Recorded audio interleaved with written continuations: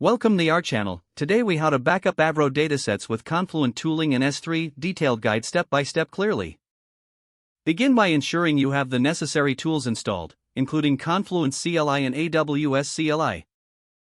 Open your terminal and navigate to your project directory. Install the Confluent CLI if you haven't done so yet. Run the command to authenticate to your Confluent cloud account. Next, verify your Confluent environment and Kafka cluster configuration. Create an S3 bucket in your AWS account if one does not exist. Make a note of your S3 bucket name, as you will need it later. Navigate to the directory containing your Avro datasets.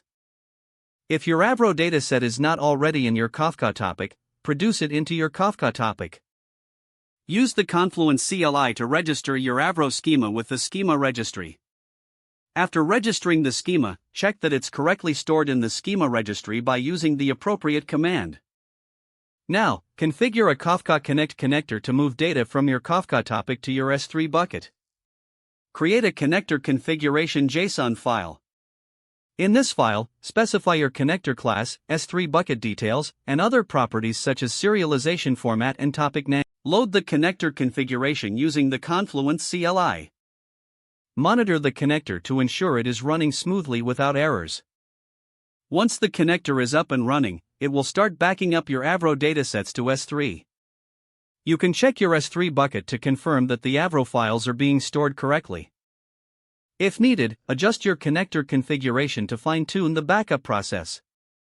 Once the backup process is complete, consider implementing a retention policy on your Kafka topic for data management. Finally, document your backup process, including any configurations made and potential troubleshooting tips. This ensures that the backup strategy can be easily replicated or modified in the future. If the page does not load, refresh the browser or try again in a private or incognito window.